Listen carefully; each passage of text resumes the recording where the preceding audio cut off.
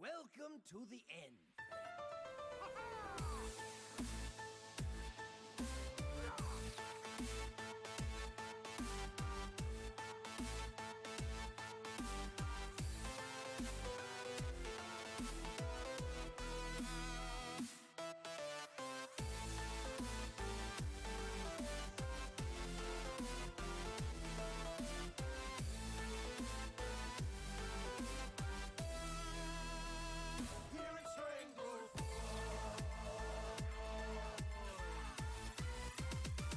You asked for it.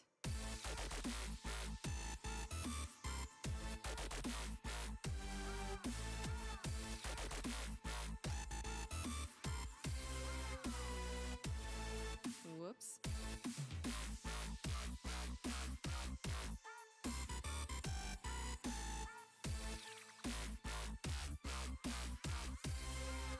Your soul shall suffer.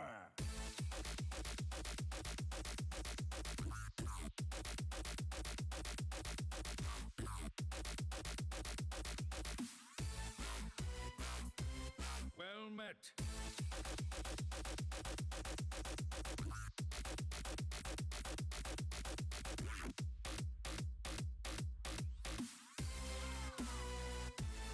Job done.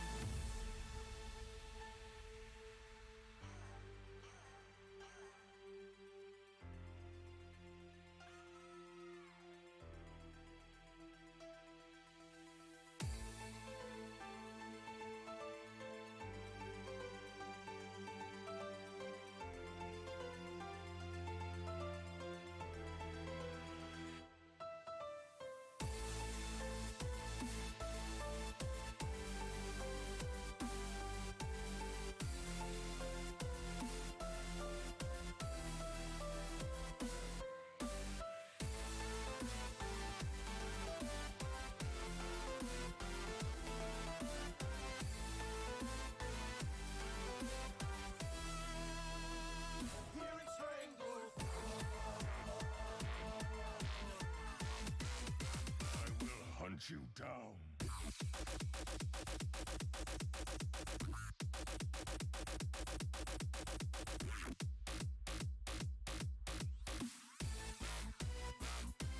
My greeting.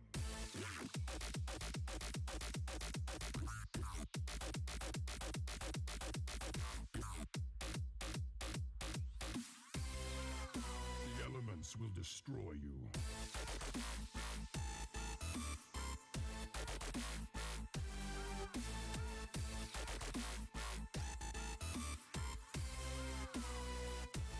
Well played.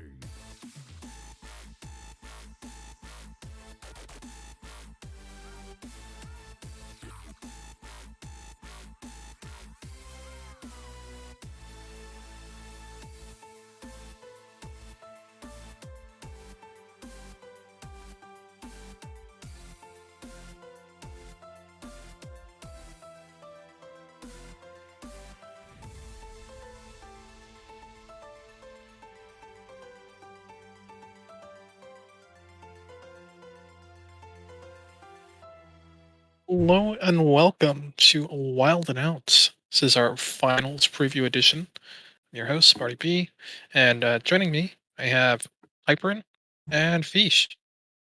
Let's go to Hyperin first. Hyperin, how are you doing tonight? I'm doing great. Yeah, glad to finally reach the end of this season. It's dragged on for a while, but very interested to see how these playoffs turn out. For sure.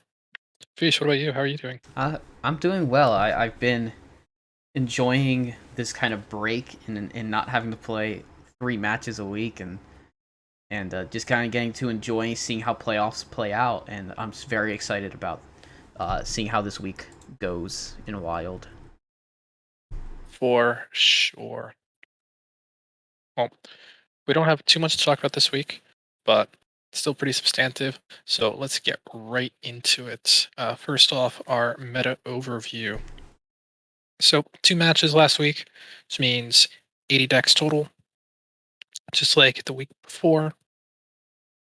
Some notes here. There's not much really to say at Druid. Nothing really changed there. Hunter, we see a large drop overall this week compared to the week before. Mage. Mage is in a weird spot. It's kind of a niche class at this point. So people just bring whatever archetype they feel like within the class, if they bring it at all. This week we saw Secret and Ignite Mage, which weren't brought the week before. Paladin sees a handful of different archetypes. You got even, hand buff, Reno and aggro. Bit of variety there. Nothing really sticking out though. Priest almost doubled in population as we go on later into the playoffs. Teams seem to be really relying on Inner Fire Priest in particular. For Rogue, there's very little Rogue to report on. You have 2 Pillagers, 1 Kingsbane, and 1 Quest Rogue. Pretty interesting to see. Not much to really talk about there. Shaman is just free Shaman for the most part.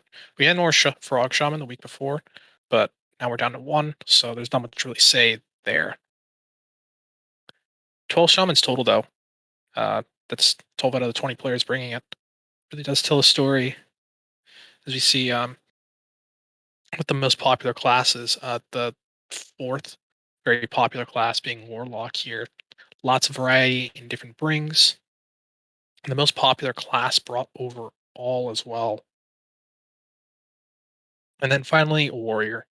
For Pirate Warriors, Warriors always relied on that one archetype, and it's really fallen off these last few weeks. Yeah, unfortunately, the graphic doesn't have Warrior on it, but there is Pirate Warrior brings. I thought I updated it. But yeah, just 4 Warriors, all Pirate Warrior. Not much to really say beyond that. So even if it's not there, you're not missing out on much. Oh, there it is. I fixed it. All right. So with that, let's head over to the match review page, where Hybrid will tell us about the standings a bit. Just a quick update, and then we can go into the match recap Yeah, that we have on screen. The first round of playoffs, we saw APM take on Everyone's Winner, and Tiger Fans take on Team at Any Cost Wild. Team at Any Cost and Everyone's Winner were eliminated, which allowed Tiger Fans to face Rumble Tusk Shakers and F2L to face APM. And moving on to that first match, F2L and APM. We have four matches here. The pretty resounding victory for F2L with Corbett and Meowth getting both 3-1s over Yodaddy and Quake Lord. Neji and Bowmasher did not play. Rotted taking a 3-0 over Slight, and Maxi getting the only win for APM. Despite the pillager target that Marty brought, Maxi always finds a way to get it through. So only a 2-3 there for Marty, but combined with the rest of the wins, it was still plenty of points to have a resounding victory. Absolutely. Yeah, not much really to say here. Maxi, being Maxi, the Pillager God, just snuck that through game 1, threw me off, and was able to take a 3-2 win. So congrats to him. And congrats to APM for getting further than they expected, really. They did say they just slipped into the playoffs, and then they beat Everyone's Winner the following week. So very impressive run by them. Yeah, definitely. Wow, Bone Master killed Everyone's a Winner. True. Who would do such a thing? On to the next matchup. Fish, what do we have? All right. So we've got Rumble Tusk Shakers versus Tiger Fans in the other semifinals match. Rumble Tusk Shakers also taking it in 4 games, where we had Seth taking a sweep over Nops. We had Hopper getting a 3-2 win over Triple Lift. Rice Bowl getting a sweep over Schmoopy Daddy. The only loss for Rumble Tusk Shakers is Kenray getting a sweep over Glare. And Tiger Eye and Lasagna didn't have to play. Yeah, lots of sweeps here. 2 going Rumble Tusk Shakers' way, and therefore they're able to move on. Very impressive and dominant by them. winning 12-6. So great job. And that brings us to our updated playoff bracket. So Hyperin, who do we have given that? Yeah. So yeah, no, we've finally made it to the finals. Can see again in the first round. We had Team Indy Cost and everyone's a winner leaving, and then this time it's Tiger fans and APM are getting knocked out by our 1 and 2 place teams for pretty much the entire season. Have been F2L followed by Rumble Tusk, who are in a very very good spot to get the bye on week 1. I think Rumble Tusk had a chance to lose it, but F2L was in a very very good spot the entire season. So no surprise really to see these two teams in the finals. Yeah. Yeah. Congrats to both teams. Not me patting myself on the back for building a team to carry Neji to the finals a third time in a row. Oh Well, man. anyways, we have a match preview to discuss, and what better match to preview than the finals match itself? Let's take a look.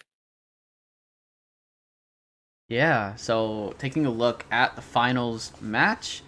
So matchups are going to be Corbett versus Tiger Eye, Get Meowth versus Seth. We've got the Rotted Zombie versus EPT Hopper, Neji Boston versus Rice Bowl, and Marty B versus Glare. So yeah, very interestingly, with Rotted getting a win and Neji no contesting, and not having and having played less matches means that Marty's the 5 seed against Glare. But interestingly enough, there's quite a lot of uniformity in the classes being brought across the board.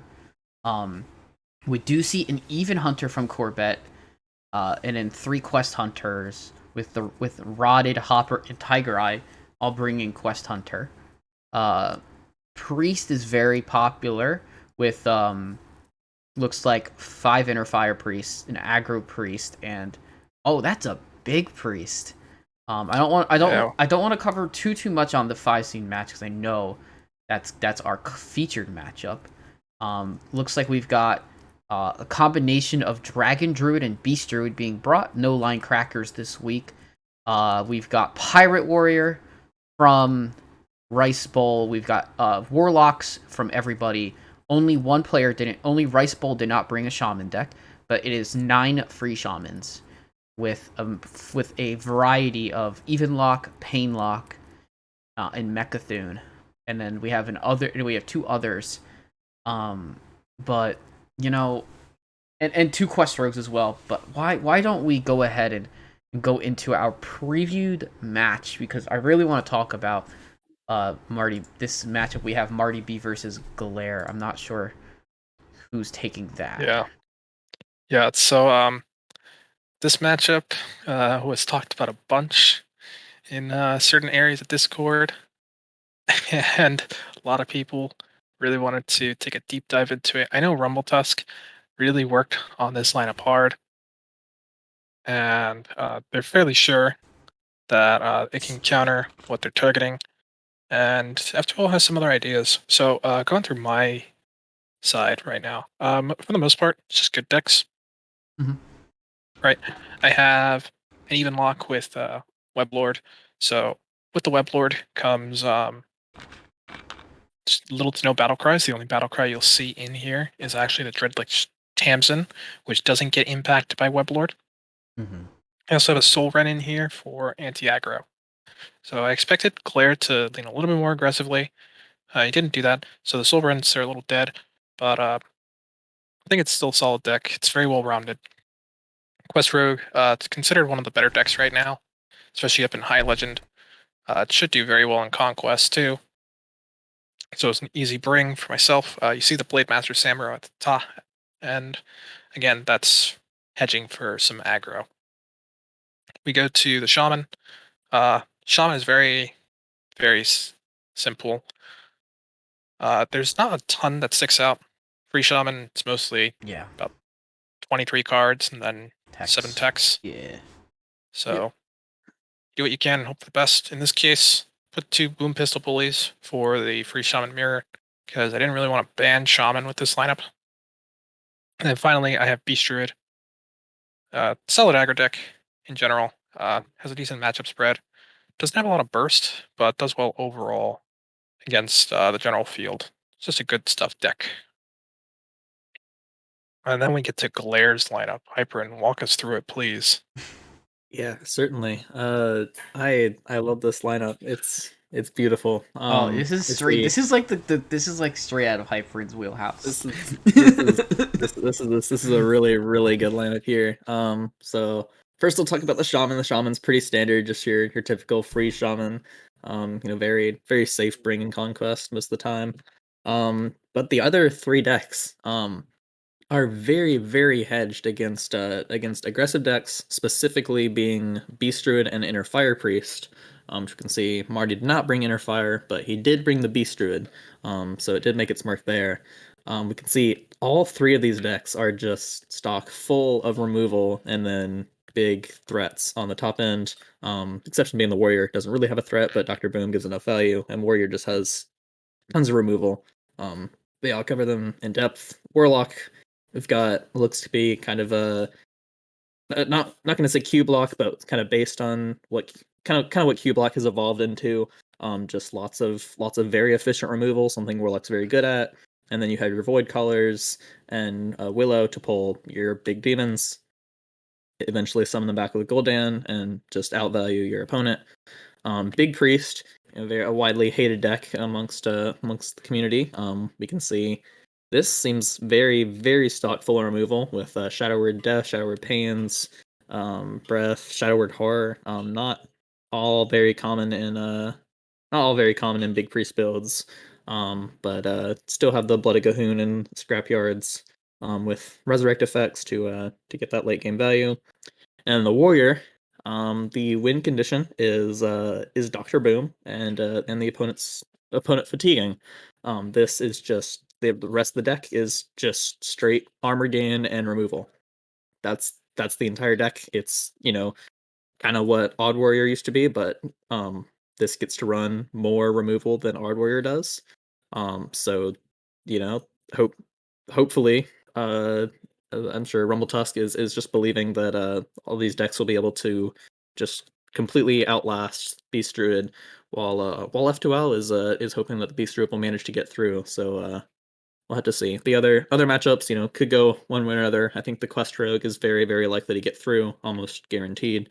Shaman as well should be pretty good. Evenlock and Druid. I think Evenlock should be pretty good. The Druid is definitely the concern for F2L, but they do seem confident. We'll just have to see.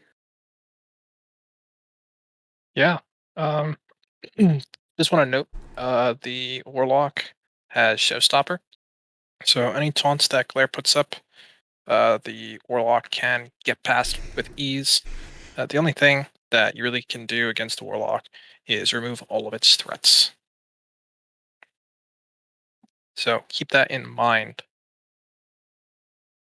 really going to come down to whether the Druid can get through any of these decks. And it'll be close. Yeah. We'll see. I know a lot of people are excited. Unfortunately, it won't be streamed, but it'll be happening this Saturday night. So Gotcha. we'll see how it goes. Mm-hmm. So that brings us to our final segment, our question of the week. And normally we've been asking who's making it to the next round. You'd expect us to ask who's winning it all. But I have another one. What will be the deciding match in these finals? So we have 5 matches to be played. Which match is going to be the decider? Doesn't have to be the first or the last or any in between. It doesn't have to be the final one played. Which one do you look at and say whoever wins is winning the series? I have not looked over all the lineups. I think I think Neji versus Rice Bowl is going to be it could be a big factor. Because a lot of F2L's team has been trending very well this season.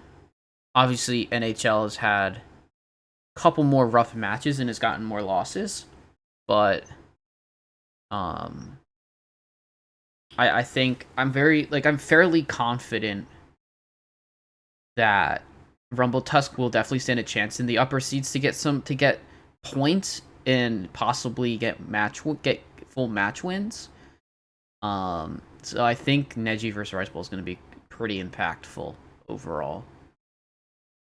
Interesting you say that. I'm gonna say, I think looking just very very briefly at the matchups, I'm gonna say that Core Core beats Tigray, Neji beats Rice. I'm gonna say Glare beats Marty. I know F12 is coping there, but we'll see. And then I think the last two, I think it's kind of coin flip between the last two. I think both of those are gonna have to be deciding matchups with Hopper and Rotted, and then Seth and Meowth.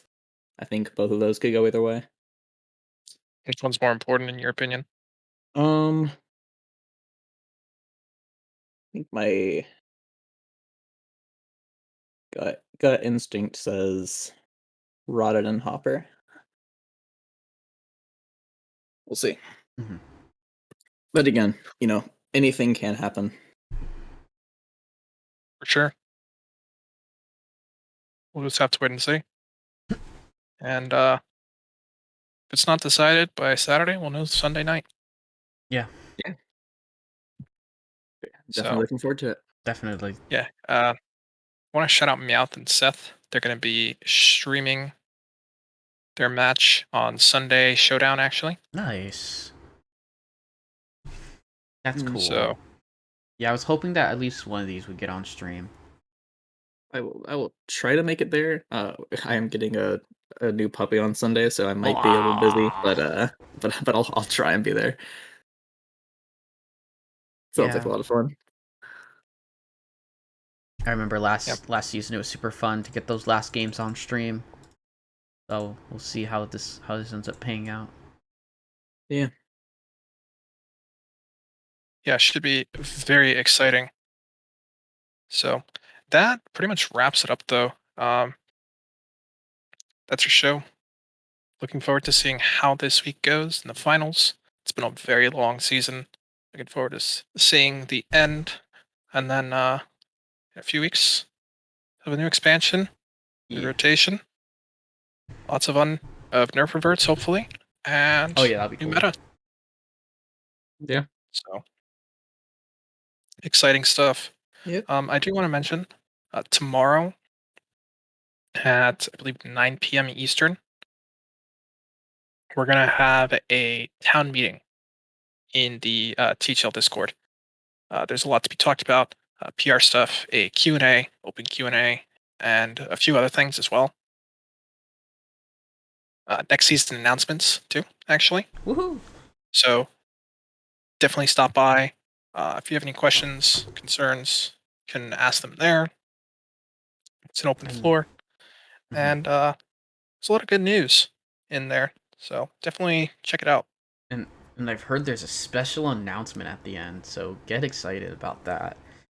And for those who can't make it, there's going to be a TLDR write up essentially going over what was talked about.